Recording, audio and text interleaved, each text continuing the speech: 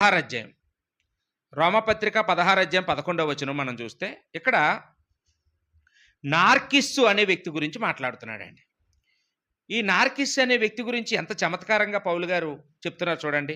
Narcissus ఇంటి వారిలో ప్రభువునందున్న వారికి వందనములు అన్నాడండి. అదేంటండి, నార్కిస్సు ఇంటి వారికి వందనాలు అంటే బాగున్నాం. నార్కిస్సు ఇంటి వారిలో ప్రభువునందు ఉన్నవారు అంటే ఏదో తేడా వచ్చింది కదండి అక్కడ. ఇందాక ఒనేసిపోరు గురించి అలాగ అనలేదు, ఇంటివారు అన్నాడు. స్తెఫను గురించి అలా మాట్లాడలేదు, ఇంటివారు అన్నాడు. ఇక్కడ మాత్రం నార్కిస్సు గురించి ఏమన్నాడండి? రోమపత్రిక 16 అధ్యాయం 11వ వచనంలో నార్కిస్సు ఇంటివారిలో ప్రభువునందు ఉన్నవారు. అంటే ఇంటివారు అందరూ రావట్లేదంట అక్కడికి. ఓ 10 మంది ఉన్నారు అనుకోండి, ఒక ఇద్దరో ముగ్గురో వస్తున్నారనమాట. అందువల్ల ఏమన్నాడు? ఇంటివారిలో ప్రభువునందు ఉన్నవారు. చూసారండి, ఇప్పుడు కరెక్ట్గా మనం ఈ నార్కిస్సుకే సరిపోతాం కదా అండి.